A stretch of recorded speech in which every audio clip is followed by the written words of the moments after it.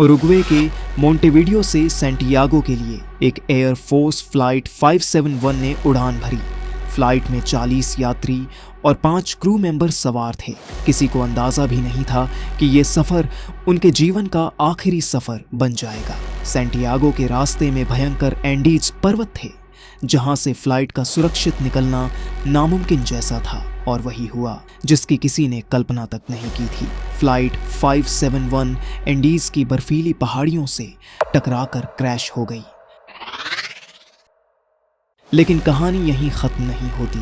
कुछ यात्री मौत को मात देकर बच गए, लेकिन जिंदा रहने के लिए उन्हें वो कदम उठाना पड़ा जो इंसान सोचकर भी कांप जाए। उन्होंने अपने ही साथियों को खाना शुरू कर दिया। 72 दिन बाद वो लोग मौत की घाटी से निकलकर जिंदा बाहर आ गए। लेकिन ये सिर्फ बचने की कहानी नहीं थी, ये कहानी थी मानव मन की सीमाओं को तोड़ने की। आज के वीडियो में हम देखेंगे कि उरुग्वेयन एयर फोर्स फ्लाइट 571 के साथ क्या हुआ और आखिर इंसान जिंदा रहने के लिए किस हद तक जा सकता है।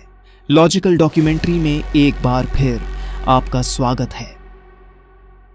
12 अक्टूबर 1972 वो दिन जब फ्लाइट 571 ने करास्को इंटरनेशनल एयरपोर्ट से सैंटियागो के लिए उड़ान भरी। फ्लाइट में Christian club rugby union team के खिलाड़ी और उनके परिवार सवार थे। कुल 40 यात्री और 5 क्रू मेंबर। लेकिन किसी को अंदाजा नहीं था कि ये सफर उनकी जिंदगी का सबसे भयानक सपना बनने वाला है। कॉकपिट में कर्नल जूलियो सेजर फेराडास बैठे थे, जिनके पास हजारों घंटे का उड़ान अनुभव था। उनके साथ को पायलट डांटे हेक्टर लागुरारा थे, जो फ्लाइट को संभाल रहे थे। सैंटियागो के रास्ते में एंडीज पर्वत की ऊंचाइयां खड़ी थीं। ये पहाड़ जितने खूबसूरत थे उतने ही खतरनाक। मौसम अचानक बिगड़ गया। आसमान में घने बादल और ठंडी हवाएं उड़ान को मुश्किल बना रही थीं। मजबूरन फ्लाइट को अर्जेंटीना के मेंडोजा में रात भर रुकना पड़ा। 13 अक्टूबर की दोपहर मौसम थोड़ा साफ हुआ तो फ्लाइट ने फिर उड़ान भरी। सब कुछ ठीक लग रहा था, लेकिन मौत छुपकर उनका इंतजार कर रही थी। जब फ्लाइट 18,000 फीट की ऊंचाई पर थी, को पायलट लागुरारा ने प्लंचॉन पास क्रॉस करने के 3 मिनट बाद ही सैंटियागो एयर ट्रैफिक कंट्रोल को सूचना दे दी कि वो क्रिको के करीब हैं और उतरने की इजाजत मांगी। लेकिन वो एक जानलेवा गलती कर बैठे।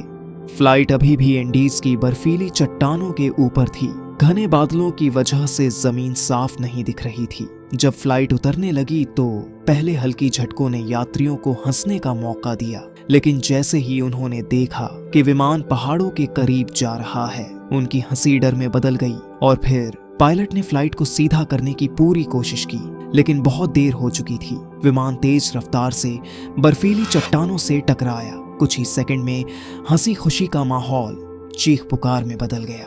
फ्लाइट 571 एंडीज की बर्फ में दफन हो गई। चौंकाने वाली बात यह थी कि जब को पायलट हेक्टर लागुरारा ने सैंटियागो एयर ट्रैफिक कंट्रोल से संपर्क किया, तब असल में फ्लाइट एंडीज माउंटेन के ऊपर ही थी।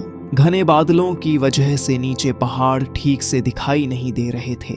हेक्टर को लगा कि उन्होंने कुरिको पार कर लिया है, लेकिन असलियत में वो अभी भी मौत की घाटी के ऊपर मंडरा रहे थे।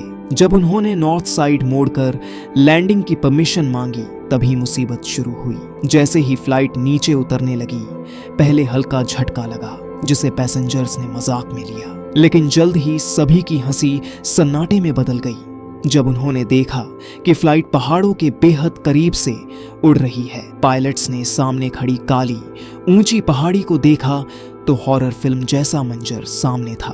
अचानक पायलट्स ने फ्लाइट को सीधा करने की कोशिश की, लेकिन तब तक बहुत देर हो चुकी थी। फ्लाइट ने बर्फीले पहाड़ से टकराते हुए 2-3 बार जोरदार झटके खाए। पायलट्स ने ऊंचाई हासिल करने की पूरी कोशिश की, लेकिन एक के बाद एक टक्कर से फ्लाइट की टेलकॉन टूट गई और पीछे बड़ा छेद हो गया। इसी छेद से 3 पैसेंजर्स और 2 क्रू मेंबर्स नीचे गिर गए। राइट इंजन फेल हो गया और 14,400 फीट की ऊंचाई पर एक और टक्कर में लेफ्ट इंजन भी तबाह हो गया। अब फ्लाइट 350 किलोमीटर प्रति घंटा की रफ्तार से बर्फीली ढलान पर 725 मीटर तक लुढ़कती चली गई और फिर अचानक रुक गई। अंदर सीटें उखड़ गईं, कॉकपिट टूट गया और दोनों पायलट्स इंस्ट्रूमेंट पैनल से जा टकराए। पायलट फेराडास की मौके पर ही मौत हो गई। थोड़ी देर बाद घायल को पायलट लगुरारा और 3 और पैसेंजर्स ने भी दम तोड़ दिया। अब सिर्फ 33 यात्री जीवित बचे थे, लेकिन कई बुरी तरह घायल थे। उधर Chilean air search and rescue service को फ्लाइट के लापता होने की खबर 1 घंटे के भीतर दे दी गई। अर्जेंटीना, चिली और उरुग्वे की 11 विमानों ने लापता फ्लाइट को खोजने की कोशिश की। कुछ विमानों ने तो दुर्घटना स्थल के ऊपर से भी उड़ान भरी, लेकिन घने बादलों और बर्फीले तूफान के कारण उन्हें कुछ नजर नहीं आया। 8 दिन तक लगातार खोजबीन हुई, लेकिन कोई सुराग न मिलने पर सर्च ऑपरेशन बंद कर दिया गया। रेस्क्यू टीम को लगा कि इतने ऊंचाई और ठंड में शायद ही कोई यात्री जीवित बचा होगा। उधर पहले ही दिन 5 और यात्रियों ने दम तोड़ दिया। अब 28 यात्री बर्फीले तूफान और कड़ाके की ठंड से जूझ रहे थे। उन्होंने टूटे हुए सीटों को हटाकर सोने की जगह बनाई और फ्लाइट के पीछे बने छेद को बंद करने के लिए सीटों, कपड़ों और बर्फ का इस्तेमाल किया। लेकिन हालात दिन ब दिन और खराब होते जा रहे थे। 9 दिन बाद एक और यात्री की मौत हो गई। अब सिर्फ 27 यात्री -30 डिग्री सेल्सियस की जानलेवा ठंड में किसी तरह जिंदा रहने की कोशिश कर रहे थे। उनके पास न तो गर्म कपड़े थे, न दवाइयां और न ही खाना। ऐसे में एक दिन फ्लाइट के अंदर उन्हें 2 सीटों के बीच एक AM ट्रांजिस्टर रेडियो पड़ा मिला। 11वें दिन उन्होंने रेडियो को ठीक करके उससे एक लंबा एंटीना तैयार किया। जब उन्होंने रेडियो ऑन किया तो दिल दहला देने वाली खबर सुनाई दी। सर्च ऑपरेशन बंद कर दिया गया था। ये सुनकर यात्रियों की आंखों से आंसू थमने का नाम नहीं ले रहे थे। अब बचने की कोई उम्मीद नहीं बची थी। भोजन की हालत भी बेहद खराब थी। उनके पास सिर्फ 8 चॉकलेट बार, जैम के 3 छोटे जार, मसल्स का 1 डिब्बा, बादाम, खजूर, कुछ कैंडी, सूखे बेर और शराब की कुछ बोतलें थीं। उन्होंने इस भोजन को बचाने के लिए कड़ी मेहनत की, लेकिन ये भी 1 हफ्ते में खत्म हो गया। भूख से बेहाल होकर उन्होंने सीटों की कपास और जूतों के चमड़े तक खाना शुरू कर दिया, जिससे वो बीमार होने लगे। जब कोई और रास्ता नहीं बचा तो उन्होंने आखिरी और सबसे दर्दनाक फैसला लिया, मृत साथियों के शवों को खाने का। भूख और ठंड के बीच जिंदगी और मौत की लड़ाई में ये फैसला उनके लिए आखिरी उम्मीद बन गया। अब तक बचे हुए लोग एंडीज माउंटेन में 16 दिन बिता चुके थे, लेकिन 29 अक्टूबर की आधी रात जब सभी सो रहे थे तब अचानक अवलांच आया और पूरी फ्यूजलेज बर्फ से भर गई। इस भयानक हादसे में 8 और लोगों की मौत हो गई। अब सिर्फ 19 यात्री बचे थे, जो फिर से उसी बर्फीले नरक में जीने को मजबूर थे। जैसे जैसे समय बीतता गया, धीरे धीरे गर्मी का मौसम भी नजदीक आ रहा था, लेकिन बचने का कोई रास्ता नजर नहीं आ रहा था। एक दिन सभी ने फैसला किया कि अब वो यहाँ से बाहर निकलने की कोशिश करेंगे, लेकिन अभियान में सभी लोग नहीं जा सकते थे, इसलिए सिर्फ 3 लोग निकलने को तैयार हुए। कनेसा, पर्रादो और विजिंटीन ने 12 दिसंबर को 12,020 फीट ऊंचे पहाड़ पर चढ़ना शुरू किया। लगातार 3 दिन तक वो बिना रुके चढ़ाई करते रहे, लेकिन उन्हें ये नहीं पता था कि वो रास्ता आसान नहीं होगा। उन्हें दक्षिण की ओर कम ऊंचाई वाले रिज पर चढ़ना था, लेकिन गलती से वो 30 से 60 डिग्री की खड़ी हेडवॉल ढलान पर चढ़ गए। तीसरे दिन जब वो 14,774 फीट की ऊंचाई पर पहुंचे तो उन्हें लगा कि अब उन्हें चिल्ली की हरी भरी घाटियां दिखेंगी, लेकिन चारों ओर सिर्फ बर्फ से ढकी अंतहीन पहाड़ियां फैली हुई थीं। इस नजारे को देखकर वो स्तब्ध रह गए, लेकिन हिम्मत हारने का सवाल ही नहीं था। अब विजिंटन ने वापस लौटने का फैसला किया ताकि बाकी बचे लोगों के लिए खाना लाया जा सके। पाराडो ने पश्चिमी क्षितिज की ओर 2 छोटी चोटियां देखीं जो बर्फ से साफ थीं। उन्हें यकीन हो गया कि यही घाटी उन पहाड़ों से बाहर निकलने का रास्ता है। अब वो उसी दिशा में चलने लगे, मौत को मात देने के लिए।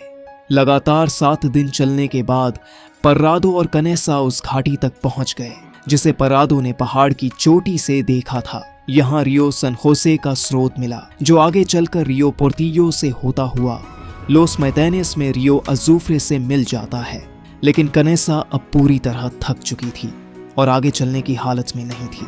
दोनों ने फैसला किया कि अब नदी के किनारे ही रात बितानी चाहिए और सुबह आगे की योजना बनाएंगे। जब वो दोनों आग जलाने के लिए लकड़ियां इकट्ठा कर रहे थे, तभी उन्होंने नदी के दूसरी ओर 3 घुड़सवार लोगों को देखा। पर्रादो ने जोर से आवाज लगाई, लेकिन नदी के शोर की वजह से वो लोग उन्हें सुन नहीं पाए। तभी अचानक एक आदमी ने उन्हें देख लिया। उसने इशारे से बताया, कल फिर आऊंगा। अगले दिन वो आदमी वापस आया और एक नोट लिखा। नोट को एक पत्थर से बांधकर नदी के उस पार पर्रादो की ओर फेंक दिया। मैं एक हवाई जहाज से आया हूँ जो पहाड़ों में क्रैश हो गया। मैं उरुग्वे वासी हूँ। हम 10 दिन से पैदल चल रहे हैं। वहां मेरा एक घायल दोस्त है। विमान में अभी भी 14 लोग फंसे हुए हैं। हमें यहाँ से जल्दी निकलना होगा और हमें रास्ता नहीं पता। हमारे पास खाना नहीं है। हम बहुत कमजोर हो चुके हैं। आप हमें लेने कब आओगे? कृपया, हम चल भी नहीं सकते। हम कहाँ हैं? इसके बाद पर्राडो और कनेसा ने उम्मीद की एक आखिरी किरण को थामे हुए इंतजार करना शुरू किया। अब उनकी जिंदगी सिर्फ उस नोट के जवाब पर टिकी हुई थी। सर्गियो कातालान, एक चिल्ली अरियारो, ने नोट पढ़ा और इशारा किया कि वह सब कुछ समझ गया है। उसने तुरंत अपने साथियों के साथ मिलकर पर्राडो और कनेसा को लोस मैतीन्स गांव ले आया। वहां उन्हें खाना खिलाया गया और आराम करने दिया गया। कैनेसा की हालत बेहद खराब थी। दुर्घटना के बाद से उसका आधा वजन कम हो चुका था और कमजोरी इतनी थी कि वो ठीक से चल भी नहीं पा रही थी। इसी दौरान अरियारो ने पूरी घटना की जानकारी लोकल पुलिस को दी। पुलिस ने तुरंत सैंटियागो में आर्मी हेडक्वार्टर से संपर्क किया। जब ये खबर चिल्ली एयर फोर्स तक पहुंची कि उरुग्वायन फ्लाइट 571 के क्रैश के 72 दिन बाद भी कुछ लोग जीवित हैं, तो बचाव कार्य की तैयारी शुरू हो गई। 22 दिसंबर 1972 की दोपहर को 3 बेल UH-1 हेलीकॉप्टर पहले लोस मैतीन्स पहुंचे, जहां पर्राडो और कनेसा मौजूद थे। उनसे पूरी स्थिति जानने के बाद 2 हेलीकॉप्टर दुर्घटना स्थल पर पहुंचे। ऊंचाई और वजन की सीमाओं के कारण दोनों हेलीकॉप्टर केवल आधे बचे लोगों को ही एक बार में लेकर आ सके। 23 दिसंबर 1962 को दूसरे दिन अंतिम बचे हुए लोगों को भी सुरक्षित निकाल लिया गया। उम्मीद है कि लॉजिकल डॉक्यूमेंट्री के इस वीडियो को आप सभी ने पसंद किया होगा। धन्यवाद।